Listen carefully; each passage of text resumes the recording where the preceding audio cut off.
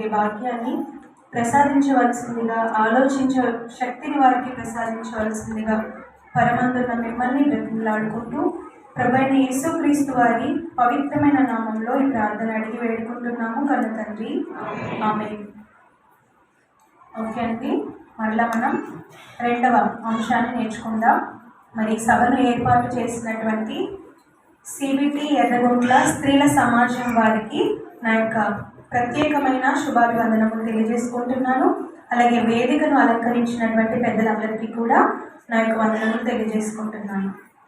మరి రెండవ అంశంగా ఈరోజు మనం నేర్చుకోబోతున్నాం. ఏంటంటే అంశం కొంచెం గట్టిగా చెప్తారా?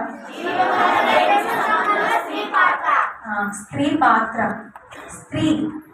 స్త్రీ అని ఎవరిని అంటారండి? ఆడవారంటే మనమని గర్వంగా చెప్పండి. మనమే కదా స్త్రీలం అంటే. స్త్రీ పుట్టినప్పుడు ఈ రోజుల్లోనైనా కొద్ది కాలం క్రింద మనం ఆలోచించినట్లయితే ఆడవారి పుట్టుక చాలా దౌర్భాగ్యంగా ఉండేది అని నేను విన్నాను. నేను కళ్ళతో కొన్ని చూశాను. ఏంటంటే ఆడపిల్ల పుట్టినప్పుడు పెంట కుప్పలపై పడేయడం, అవునా, చంటి బిడ్డ ఆకలికి అలమటించి ఎలుకలు కొరికి రక్తాలు కారి అరిచి చనిపోయిన సందర్భాలు ఎన్నో కూడా న్యూస్లో వార్తల్లో మనం వింటూ వచ్చాం. కానీ ఒకానొక సందర్భానికి మనం వెళ్తే ఆడపిల్ల పుట్టింది అని వడ్ల గింజ గొంతుకులో వేసి చంపారు అన్నవి కూడా నేను విన్నాను. ఎందుకు ఇలా జరుగుతుంది అని అంటే, స్త్రీ ఎవరికి ఉపయోగం?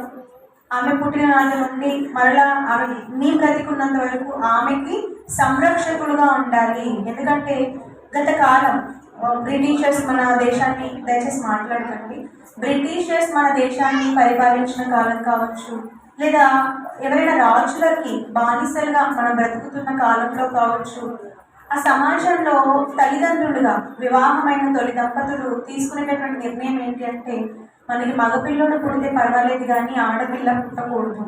ఎందుకంటే ఆడపిల్ల పుడితే ఆమె జీవితం చాలా దారుణంగా మారిపోతుంది. ఆమెతో చేయకూడని పనులన్నీ చేస్తారు, లేదా ఆమెను అమ్మివేయాల్సిన పరిస్థితి ఏర్పడుతుంది.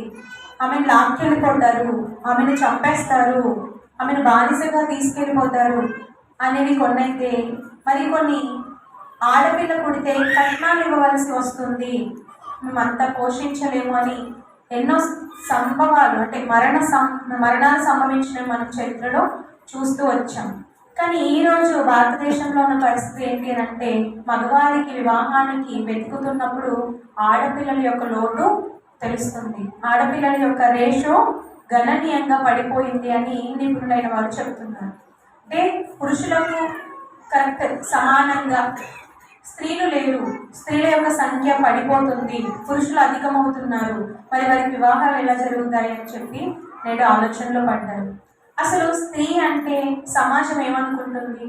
స్త్రీ పుట్టుక వెనుక ఏంటి పరమార్థం అంటే, ఆమె వివాహం చేసుకొని ఇక్కడ అమ్మాయి కాదు, ఆడపిల్ల, అక్కడికి వెళ్ళే పిల్ల, అక్కడికి వెళ్ళి అత్తవారికి లోబడి పిల్లల్ని కని భర్తను పిల్లలను పెంచుతూ, లేదా ఏదో తన చేయగలిగినంత పని చేస్తూ వంటింట్లో పొందేలాగా ఉంటూ, అన్నీ కూడా ఏదన్నా శ్రమ వచ్చినా బాధ వచ్చినా, భర్త కొట్టినా భర్త చంపినా నువ్వు పుట్టింటికి రాకమ్మా, నీ ఇల్లు అదే అని చెప్పి అప్పగిస్తూ ఉంటారు. పెళ్ళైన తర్వాత అప్పగింతలు చేస్తూ ఉంటారు. అంటే ఇదేనా ఆడపిల్ల పుడుతుంది వివాహం చేసుకొని అత్తగారింటికి వెళ్ళడానికేనా? ఆడపిల్లను దేవుడు పుట్టేస్తుంది అత్తవారింట్లో లోబడి గిన్నెలు కడుక్కోవడానికి, బట్టలు ఉతుక్కోవడానికి, ఇంత నిమిత్తమైనా దేవుడు చేశాడు. అసలు స్త్రీ జన్మ ఎందుకు జరిగింది అని మనం ఆలోచించగలిగితే, తొలుత దేవుడు సృష్టిని చేసినప్పుడు అసలు దేవుడు కోరుకున్న కోరిక ఏంటి అంటే, దేవుడు తన స్వరూపమందు మగవాణిని చేస్తాను అని అనుకున్నాడండి. దేవుడు తనకు పిల్లలు కావాలి అనుకున్న తర్వాత, నేను నా కొరకు ఒక మగపిల్లోని కంటాను అని అనుకున్నాడండి దేవుడు. ఏమని రాయబడింది ఆదికాండం 1వ అధ్యాయం 26-27 వచనాల్లో అంటే, దేవుడు మన స్వరూపమందు మన పోలిక చొప్పున నరులను, అక్కడ ప్లూరల్ కనబడుతుందా సింగులరా? ఏకవచనమా బహువచనమా? బహువచనం. నరుడు కాదు, నరుని చేయుదును అనుకోలేదు. నరుని ఆదాముని చేయుదును అనుకోలేదు. ఏమనుకున్నాడు? నరులను చెయ్యాలి అనుకున్నాడు. నరులను చెయ్యాలి అనుకున్న దేవుడు ఎలా చేశాడంటే వారిని స్త్రీనిగాను పురుషునిగాను చేశాడు. నరుడు కావాలి. నరులలో ఎవరెవరు ఉండాలట? మగవారే కాదు. ఆదాముకు మరొక జంట మగవాడు కాదు, స్త్రీగా పురుషునిగా. ఇక్కడ మనకు లింగాలు కనబడుతున్నాయి, జెండర్స్ అంటాము, లింగ భేదము. అంటే స్త్రీ జాతి, పురుష జాతి, రెండు జాతులు కావాలి అనుకున్నాడు దేవుడు. నరులలో స్త్రీ కావాలి, పురుషుడు కావాలి. అవునా? కోరుకున్న ఈ దేవుడు స్త్రీని ఎప్పుడు చేశాడు అంటే సృష్టి కార్యక్రమంలో ఆఖరిలో చేసిందే హవ్వమ్మ. అవునా కదండి?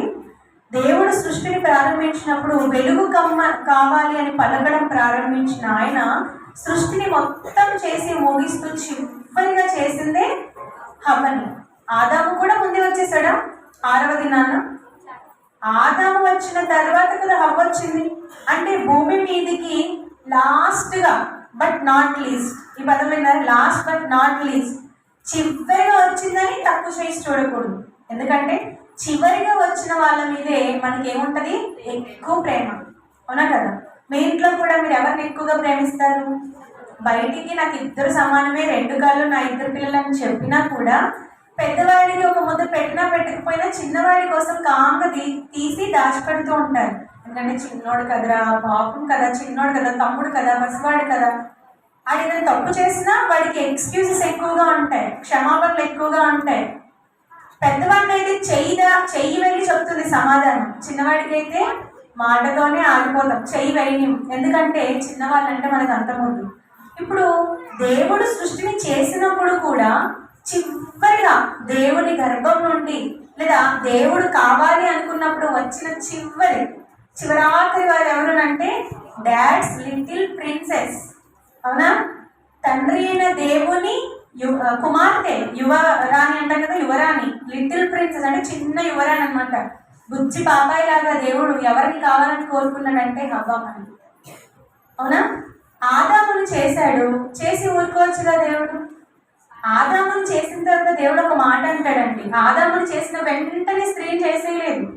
ఆదామును చేసిన తర్వాత చాలా కాలం వ్యవధి ఉంది.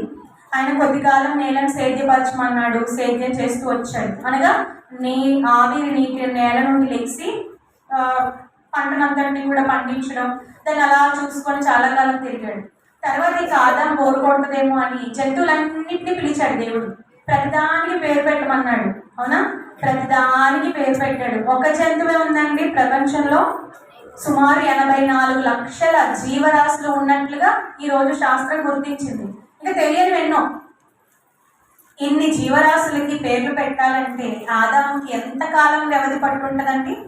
పెట్టిన పేరు పెట్టకుండా అన్ని రోజులు ఆయన కష్టపడ్డ తర్వాత చివరికి ఆదికాండం 2వ అధ్యాయం 19, 20 వచనాలు మీరు చూస్తే అక్కడ ఏం చేస్తాడు తెలుసా దేవుడు? 18వ వచనం ముందు చదవండి. ఆదికాండం 2వ అధ్యాయం 18వ వచనం. మరియు దేవుడైన యెహోవా, ఈ మాట చూడండి, నరుడు ఒంటరిగా నుండుట మంచిది కాదు, ఏనుగు ఒంటరిగా ఉండుట మంచిది కాదు అని అన్నాడా దేవుడు? కోతి ఒంటరిగా ఉండుట మంచిది కాదు అని అన్నాడా దేవుడు? అన్నాడండి. చిలుక ఒంటరిగా ఉండటం మంచిది కదా అని అన్నాడా దేవుడు? ఏ జంతువు గురించి చెప్పలేదు, ఎందుకంటే అవన్నీ కూడా ఒకటి కంటే ఎక్కువ ఉన్నాయి సంఖ్యలో. అవునా కదా? ప్రకృతిలో దేవుడు చేసిన భూ జంతువులు, ఆకాశ పక్షులు, సముద్ర మత్స్యములు అన్నీ ఎక్కువగా ఉన్నాయి. ఆదాములు లేవు. ఎవరున్నారు? ఆదాముకి కుమారుడు కానీ, ఆదాముకి ఇంకెవరైనా జోడి కానీ నరులు చెప్పాలి లేరు. నరుడు ఉన్నాడు, అంతేనా? ఇప్పుడు నరుని చూసినప్పుడు దేవుడికి ఏమనిపించిందంటే నరుడు ఒంటరిగా ఉండకూడదు, ఇతను కూడా ప్లూరల్ అయిపోవాలి. అవునా అని కోరుకున్న దేవుడు ఒక మాట అక్కడ అంటున్నాడు. జాగ్రత్తగా చదవండి ఆ మాటని. మరియు దేవుడైన యెహోవా నరుడు ఒంటరిగా ఉండటం మంచిది కాదు, నరుడు ఒంటరిగా ఉండటం మంచిది కాదు అంటున్నాడు. మంచిది కాదు అని వానికి సాటి అయిన సహాయమును వానికి సాటి అయిన సహాయం, సాటి అయిన సహాయం. జాగ్రత్తగా వినండి. ఈ మాట చాలా మందికి అర్థం కాక స్త్రీని చాలా చిన్న చూపు చూస్తారు. సాటి అంటే ఏంటండి? సమానం. అవునా? నా సాటిది, నా తోటిది అంటే ఏంటి? నా తోటి, నా సమానం. నా అమ్మ కడుపులో నేను ఎలాగైతే పుట్టానో నా తోటిది, నాలాగే తను కూడా పుట్టింది. మా అమ్మకు నేనంటే ఎంత హక్కు, నా చెల్లన్నా కూడా అంతే హక్కు. అంతేనా? సాటి, తోటి అనే పదాలు ఎప్పుడంటే సమానంగా ఉండేదానికి వాడతారు. కానీ ఈ మాట అర్థం కాక చాలా మంది బైబిల్ గురించి తప్పుడుగా మాట్లాడుతూ ఏమంటారంటే, బైబిల్ దేవుడికి స్త్రీలంటే పక్షపాతం, బైబిల్ దేవుడు స్త్రీలను చాలా చిన్నగా చూపిస్తాడు. ఎందుకంటే బైబిల్లో మాట ఉంది కదా, స్త్రీలు బలహీన ఘటాలు. పురుషుణ్ణి బలవంతునిగా చేశాడు, స్త్రీని బలహీనంగా చేశాడు దేవుడు అని చెప్పి దేవుడి మీద నింద వేస్తున్నారు. కానీ నిజానికి దేవుని మనసు మీరు ఆలోచించండి, మనుషుల్లాంటి మనసు కాదండి. అవునా? యెషయా గ్రంథం 55:8 అంటాడు, నా తలంపులు మీ తలంపుల వంటివి కాదు. దేవుని తలంపు ఏమై ఉంది స్త్రీ పట్ల, దేవుని ఆలోచన ఏమై ఉంది, దేవుని సంకల్పం ఏమై ఉంది స్త్రీ పట్ల అంటే, స్త్రీలు సాటి అయిన సహాయంగా ఉండాలనుకున్నారండి దేవుడు. ఎవరికి సాటి? ఎవరికి? స్త్రీకి స్త్రీ సాటియా? పురుషునికి సాటి అంటున్నాడు. అంటే ఆదాము దేవుని దృష్టికి ఎంతో, స్త్రీ కూడా అంతే. ఆదాముని ఎంత దేవుడు ప్రేమిస్తున్నాడో స్త్రీని కూడా ఇంకా చెప్పాలంటే ఒక మెట్టు ఎక్కువగా ప్రేమించాడు. ఎలా చెప్పగలం ఈ మాట అంటే, నరుడు ఒంటరిగా ఉండటం మంచిది కాదు అని చెప్పి వానికి సాటి అయిన సహాయమును వాని కొరకు చేయుదు ననుకొనినంటే, పురుషుని కొరకు స్త్రీని చేశాడని మనకి అర్థమవుతుంది కదా, పురుషుని కొరకు స్త్రీని. కానీ స్త్రీని చేసినప్పుడు ఎలా చేశాడంటే, సాటి అయిన సహాయం చేసే దానిలా చేశాడు. సహాయం చేసేవాళ్ళు గొప్పవాళ్ళ, సహాయం పొందే వాళ్ళు గొప్పవాళ్ళ? నిజమేనా? స్త్రీలుగా మీరు నమ్ముతున్నారా ఈ మాట? సహాయం చేసేవాళ్ళు గొప్పవాళ్ళు అనుకుంటే ఈరోజు మనం అంతా ఎంత నిమిత్తం భూమి మీదకి వచ్చాం? సహాయం చెయ్యడానికి వచ్చాం. అంటే ఇప్పుడు దేవుడు ఎవరిని ఎక్కువ ప్రేమించాడు చెప్పండి? పురుషుడు చేసుకోలేనిది కూడా స్త్రీ చేసి పెట్టాలి, సహాయం చెయ్యాలి అక్కడ. అంతేనా? సహాయం అనగా ఇంగ్లీష్లో ఏంటండి? హెల్ప్. హెల్ప్ హెల్ప్ అనే పదం మనకి ఎక్కడ కనబడుతుంది? హెల్ప్ హెల్ప్ హెల్ప్ అని ఎక్కడంటే అరుస్తాము చెప్పండి? ప్రమాదంలో పడ్డప్పుడు. అవునా? ఇప్పుడు దేవుడు కూడా అన్నాడు, పురుషుడు ఒంటరిగా ఉంటే ప్రమాదం. అవునా కదా? పురుషుడు ప్రమాదంలో ఉన్నాడు కనుక నువ్వు హెల్ప్ చేయి. పురుషుడు ప్రమాదంలో ఉన్నాడు కాబట్టి నువ్వు సహాయం చేయాలి. ఇప్పుడు అతను ఎవరిని హెల్ప్ అడగాలి? పురుషుడు స్త్రీని. అంటే దేవుడు స్త్రీని చేసింది ఎందుకనమాట? సహాయం చేయడానికి. పురుషుడు కూడా చేసుకోలేనిది నువ్వు చేసి పెట్టడానికి. అంతేనా కదా? పురుషునికి సాటి అయిన మళ్ళీ చేసే సహాయం ఎలా తెలుసా? బురదలో మునుగుతున్న వానికి, బురద గుంటలో మునుగుతున్న వానికి విరిగిపోయి కరణించే హెల్ప్ కాదండి.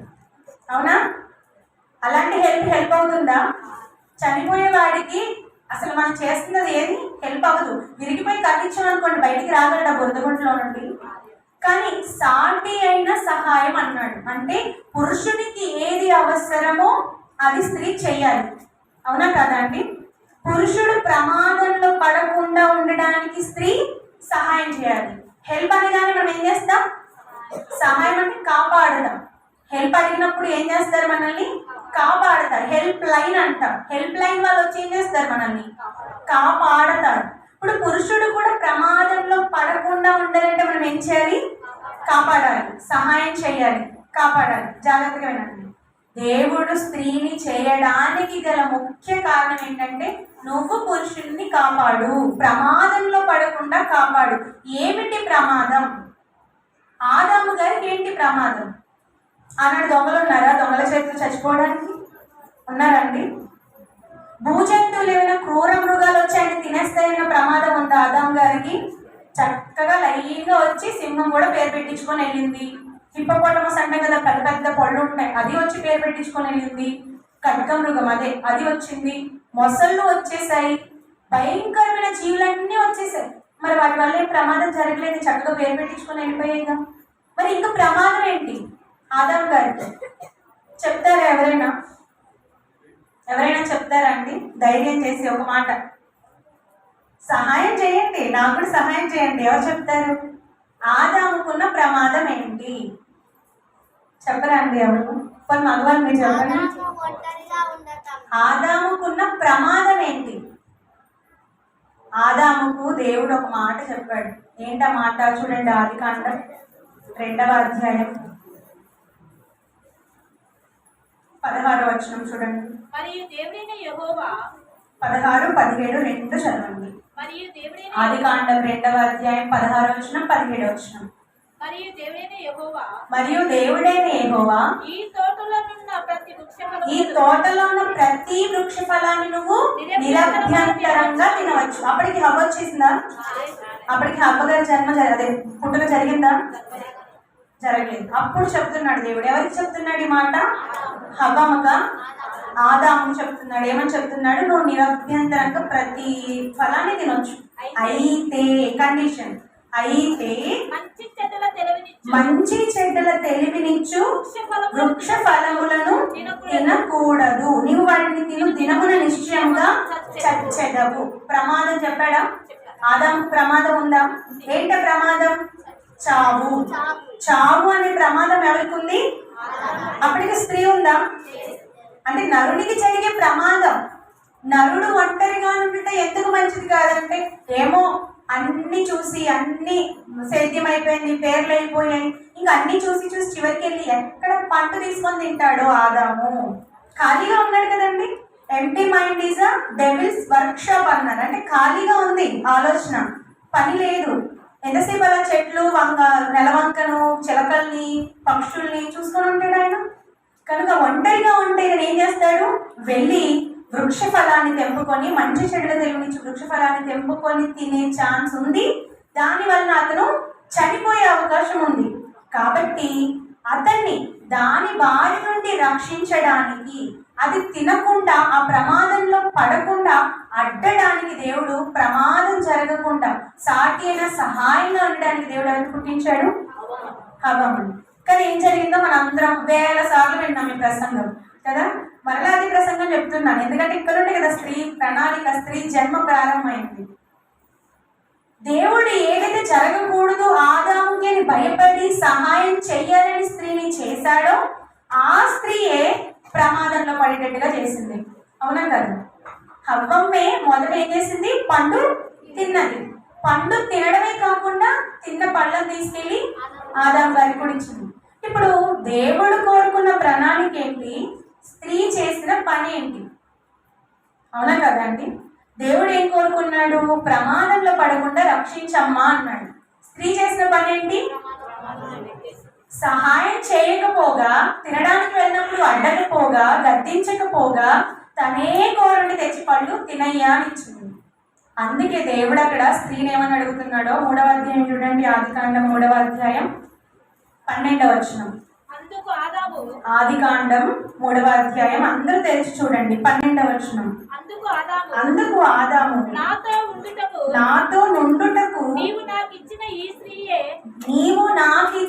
ఈ స్త్రీ. ఎందుకు ఈ మాట ఆదాము గారు అంటున్నారు?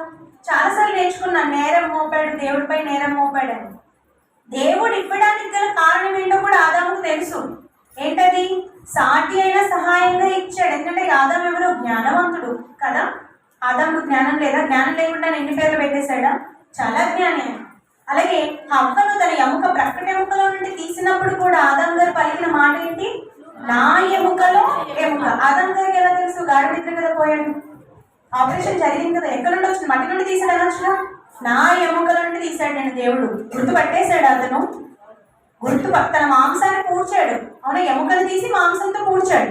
అంటే అది ఏం గుర్తుపట్టగలిగాడు అతను అంటే, నా ఎముక ఒకటే మిస్ అయింది, ఆ ఎముకే నువ్వు. నా ఎముకలో ఎముకవు, నా మాంసంలో మాంసం. అంటే ఆదాము గారు జ్ఞానం లేనివాడే కాదు, ఆది మానవుడు. ఆయన ఇక్కడ ఏమంటున్నాడంటే, నువ్వు నాతో ఉండడం ఒక స్త్రీని ఇచ్చావు కదా, ఆ స్త్రీ నాకు తెచ్చిస్తే నేను తిన్నాను. సాటి అయిన సహాయంగా ఉండడానికి ఒక స్త్రీని ఇచ్చావు కదా, ఆమె చేసిన దానికి నేను తిన్నాను. అప్పుడు దేవుడు ఏమంటున్నాడు చూడండి. 13వ వచనం. అప్పుడు దేవుడైన యెహోవా స్త్రీతో, నీవు చేసినది ఏమిటి? నేను నీకు చెప్పింది ఏంటి? నువ్వు చేసింది ఏంటి? ప్రశ్న ఈరోజు మనందరికి అదే ప్రశ్న అప్లై అవుతుందండి. దేవుడు మనకిచ్చిన పని ఏంటో మీకు తెలుసా? మీరేం చేస్తున్నారో మీకు తెలుసా? మనం నాతో కలిగి ఆడపిల్లలు కదా. అసలు దేవుడు మనకిచ్చిన పని ఏంటి? మనం చేస్తుంది ఏంటి? దేవుడు ఇక్కడ ప్రశ్నిస్తున్నాడు. ఇది హవ్వమ్మ గొప్పదానికి అనుకోవద్దు. జీవము గల ప్రతివానికి హవ్వమ్మ ఎవరు? తల్లి. అంటే జీవం గల వారిలో మనం కూడా జీవం గల వారమేనా? మనకు తల్లేనా? మన తల్లిని అడిగే ప్రశ్న ఈరోజు మనల్ని అడుగుతున్నాడు దేవుడు. నేను నీకిచ్చిన పని ఏంటి? నువ్వు చేసిన పని ఏంటి? సమాధానం ఉందా అండి ఈరోజు మన దగ్గర? దేవుడు మనకి ఇచ్చిన పని ఏంటో ఎవరైనా చెప్పగలరా? లోకంలో ఉన్న స్త్రీలు ఎవరైనా? బైబిల్ నేర్చుకుంటున్న వారు చెప్పగలరు, కానీ లోకంలో ఉన్న వారు ఎవరికి కూడా దేవుడు ఇచ్చిన పని ఏంటో తెలియదు. దేవుడికి అడుగుతున్నాడు, నేను నీకు ఇచ్చిన పని ఏంటి? నువ్వు చేసింది ఏమిటి అన్నప్పుడు ఆ స్త్రీ ఏమనింది? తప్పైపోయింది ప్రభువా, నాకు మంచి పని ఇచ్చావు సహాయం చేయమని, కానీ నేను సహాయం చేయలేదు, సహాయం చేయకపోగా తప్పు చేయించాను అని ఒప్పుకుందాం. ఒప్పుకుందాంట. ఏమనింది వెంటనే? సర్పము నన్ను మోసపుచ్చి నందున తిన్నాను. సరే, నువ్వు తిన్నావు, బాగుంది. నీ భర్తకి ఎందుకు ఇచ్చావు? అవునా? సర్పము నిన్ను మోసపుచ్చి నందున నువ్వు తిన్నావు, బాగుంది, తప్పు జరిగిపోయింది, నువ్వు మోసపోయావు కాబట్టి తిన్నావు. నువ్వెందుకు మోసం చేశావు? నువ్వెందుకు నీ భర్తకి ఇచ్చావు? నీ భర్తను నువ్వు తిన్నప్పుడు, నీకు కన్నులు తెరవబడ్డప్పుడు, నీకు జ్ఞానోదయం అయినప్పుడు, అయ్యో నేను తిన్నానని భర్త దగ్గరికి వెళ్ళి ఏం చెప్పాలి? అమ్మో తినొద్దు, నేను పాపంలో పడ్డాను ఆల్రెడీ, నిన్ను కాపాడే బాధ్యత నాది, నేను పడ్డాను కాబట్టి నువ్వైనా పడకు, పాపంలో పడకు, నువ్వు చచ్చిపోవద్దు, నీ చచ్చిపోయినా పర్వాలేదు అని అనుకోవాలి. కానీ అవ్వమ్మకి ఆ జ్ఞానం కూడా అప్పుడు రాలేదు. అవునా? తన భర్త తిన్నంత వరకు ఆవిడకి జ్ఞానోదయం కలగలేదని అంటే స్త్రీ విస్మరించింది తన పని ఏంటో, తన బాధ్యత ఏంటో, తనను దేవుడు చేయడానికి గల ప్రణాళిక ఏంటో స్త్రీ ఏం చేసింది? మర్చిపోయింది. ఆదిలో ఉన్నటువంటి అవ్వమ్మ మర్చిపోయింది కాబట్టి తనతో పాటు తన భర్తకి ఇచ్చింది. ఇక్కడ స్త్రీ పలికినట్లు ఈరోజు మనము పలుకుతున్నామా? హవ్వగారు అన్నట్లుగా సర్పము నన్ను మోసపుచ్చినందున తింటిని అని ఈరోజు మనం కూడా అలాగే పలుకుతున్నామా? ఇల్లు గడవట్లేదు గనుక ఉద్యోగం చేస్తున్నాను, వయసు వచ్చింది గనుక పెళ్లి చేసుకున్నాను, పెళ్లి చేసుకున్నాను గనుక పిల్లల్ని కన్నాను గనుక వారిని పోషిస్తున్నాను. చూడండి, గనుక. మరి దేవుడు నిన్ను కన్నాడు గనుక ఏం చేసావు? దేవుడు నిన్ను పోషిస్తున్నాడు గనుక ఏం చేసావు? దేవుడికి నీ వరకు వచ్చేసరికి గనుకకి సమాధానం ఉంది కదా. పిల్లల్ని కన్నాను గనుక పోషించాలి, పెళ్లి చేసుకున్నాను గనుక పిల్లల్ని కనాలి, ఇల్లు గడవట్లేదు గనుక ఉద్యోగం చేయాలి. ఓకే, బాగుంది. మరి దేవుడు నిన్ను కన్నాడు కదా ఒక సంకల్పాన్ని పెట్టుకొని, మరి ఏం చేసావు? నీకు ఇచ్చిన పని ఏంటి? నువ్వు ఏ పని చేస్తున్నావు? ఏ పనిలో ఉన్నావు నువ్వు? మనకి కూడా ఈ ప్రశ్న కదండి. మనల్ని కూడా దేవుడు అడుగుతున్నట్లుగా లేదా? ఈరోజు నాతో సహా మనందరికీ ఏమడుగుతున్నాడు దేవుడు? మీరు చేస్తున్న పని ఏంటి? నేను మీకు ఇచ్చింది ఏంటి? మీరు చేస్తుంది ఏంటి అని అంటే హవ్వమ్మ చక్కగా సర్పంని తోస్తుంది, సర్పం మోసం చేసింది గనుక నేను చేశాను. మనం కూడా ఏం చేస్తున్నాం? పెళ్లి జరిగింది గనుక పిల్లల్ని కన్నాను. ఆమెకి మనకి పెద్ద తేడా లేదు. ఓకే, దేవుడు పెట్టిన బాధ్యతే, పిల్లల్ని కనాలి, భూమిని నిర్మించాలి. కానీ దానికంటే ముందు ఇంకొక బాధ్యత ఉంది కదా. అదేమిటి? సాటి అయిన సహాయం.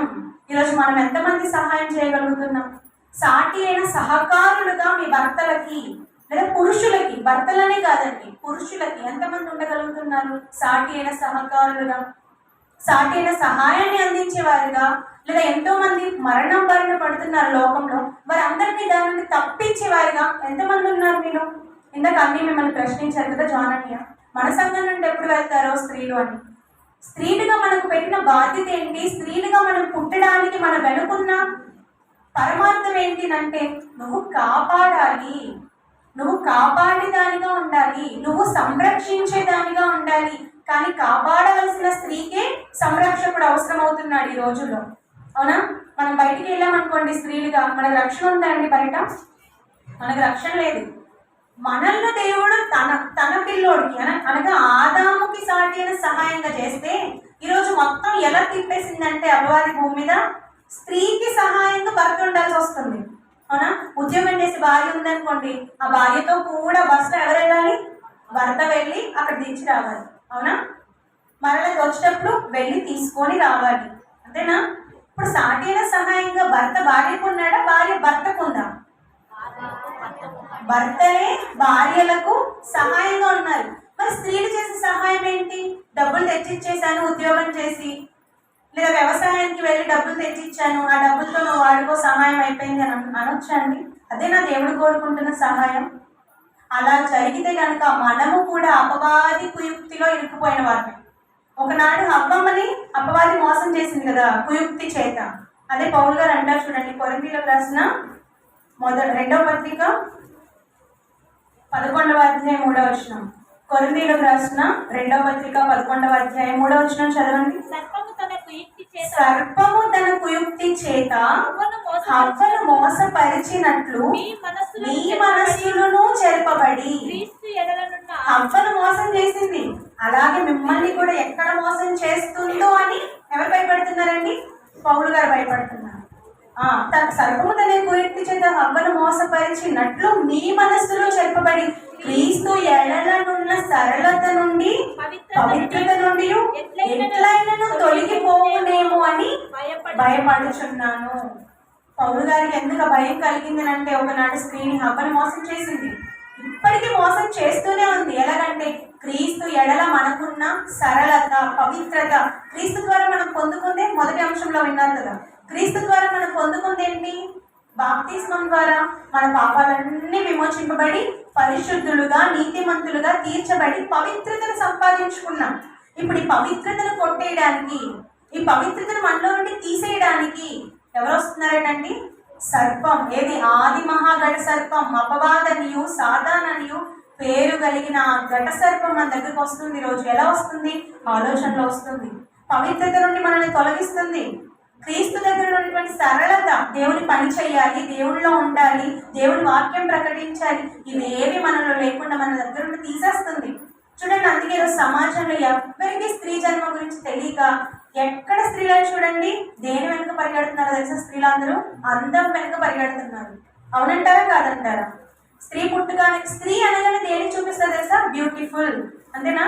స్త్రీ అంటే బ్యూటిఫుల్. బ్యూటిఫుల్ అంటే అందం కొరకే ప్రయాస. ప్రతి ఊర్లో చూడండి, వీధి వీధికి ఒక చోట బ్యూటీ పార్లర్ ఉంటుంది. అవునా? సెలూన్స్ ఉన్నాయి, కొత్త కొత్తగా వస్తున్నాయి. అవి ఏంటో కొత్త కొత్త ట్రీట్మెంట్, మనకు అవి ఏం తెలియదు కూడా. ఎందుకు ఈరోజు అన్ని వెలిసాయి? ఎందుకు ఈరోజు అన్ని ట్రీట్మెంట్లు వచ్చాయి? ఎందుకు ఈరోజు అందం కోసం అంత ప్రాకులాడుతున్నారంటే, అందం అంటే ఆడది, ఆడదంటే అందం. మోసమైందా? మొదటికే మోసం చేసేసిందా అపవాది? స్త్రీ అంటే సాటి అయిన సహాయం, కానీ స్త్రీ అంటే సాటి అయిన సహాయాన్ని కప్పు తీస్తుంది, అందాన్ని పెట్టి. ఆడది అంటే అందం. అంతేనా? అందంగా ఉండాలి, అందంగా కనిపించాలి, అందంగా బట్టలు కట్టుకోవాలి, అందంగా జడలు వేసుకోవాలి, అందంగా మేకప్ అవ్వాలి. ఇదేనండి స్త్రీ అంటే. ఎక్కడ ఫంక్షన్లో చూడండి, కిటకిటలాడుతూ ఎవరు కనబడతారు మీకు? ఒంటి నిండా నగలు ధరించుకొని, అవునా, ఫుల్గా మేకప్లు వేసి, పట్టు చీరలు కట్టుకొని. చిన్న సెలబ్రేషన్ అన్నా కూడా ఈరోజు యూట్యూబ్లో ఎలా మారిపోయారండి స్త్రీలందరూ కూడా? పలానా చీర కట్టుకున్నాను, మీకు కావాలా ఆర్డర్ పెట్టండి. పలానా జ్యువెలరీ వేసుకున్నాను, మీకు కావాలా ఆర్డర్ పెట్టండి. పలానా జడ ఎలా వేసుకోవాలి, అదేనా అండి? నిజంగా చూడండి, స్త్రీల యొక్క బ్లాగ్స్ ఉంటాయి కదా యూట్యూబ్లో, ఆడవాళ్ళు చేసే బ్లాగ్స్ అంతా కూడా దేని మీదండి? ఇల్లు ఎలా చక్కదిద్దుకోవాలి, తక్కువ ఉంటాయి. అందాన్ని ఎలా రెట్టింపు చేసుకోవాలి, మొహానికి ఏ క్రీమ్ రాయాలి, మొహానికి ఎలాంటి రెమెడీస్ వాడాలి, జుట్టు ఎలా పెంచుకోవాలి, ఇవే నాకు కనబడుతున్నాయి. అంటే స్త్రీలను ఏం చేసిందో, దేనికి బానిస చేసిందో తెలుసా అపవాది తీసుకెళ్ళి? అందం. నువ్వు అందంగా ఉంటే నిన్ను అందరూ చూస్తారు, నువ్వు అందంగా ఉంటేనే సమాజానికి అవసరం, కాబట్టి అందం వెనుక పరుగులేదు. ఈ అందాన్ని తెచ్చుకోవడానికి దేవుడిచ్చిన దాన్ని కాకుండా ఏదో చేసుకోవాలి మొహానికని ఎన్నో ప్రమాదాల్లో పడ్డవారు ఎంతో మంది మనకి యూట్యూబ్లో కనబడతారు, సోషల్ మీడియాలో కనబడతారు. అంటే అపవాది ఆడవాళ్ళ హృదయాల్లోనికి వచ్చి ఎలాంటి తలంపు కలిగిస్తుందో ఆలోచించండి. దేవుడు ఎప్పుడో చెప్పేశాడు పాత నిబంధనలో, సామెతల గ్రంథంలో. అందగాడైనటువంటి సొలొమోను గారు రాస్తున్నారండి. నిజంగా ఆయన అందం ఎంత అంటే చాలా గొప్పగా వర్ణింపబడింది ఆయన అందం. అలాంటి అందగాడైన సొలొమోను ఏమంటున్నారు తెలుసా? అందము మోసకరం. ఏమన్నాడండి? సామెతలు 31:30లో అందము మోసకరం, సౌందర్యం వ్యర్థం అని వెంటనే ఒక మాట చెప్పాడు. చూడండి, ఇక్కడ పురుషుడు అనట్లేదు. అందం అనగానే ఎవరు గుర్తుకొస్తారనమాట? అప్పుడు కూడా స్త్రీలే. మీరు అందం అందం అందం అనుకుంటారు, కానీ అందం కాదు. అందం ఉంటే నువ్వు గుణవతివి కాదు, అందం ఉంటే నువ్వు గొప్పదానివి కాదు, అందం ఉంటే నువ్వు కొనియాడబడవు. అందం ఉంది, కొనియాడబడతారు. ఎంతకాలం అండి? శ్రీదేవి తెలుసు కదా, సినీ నటి శ్రీదేవి చాలా పేరు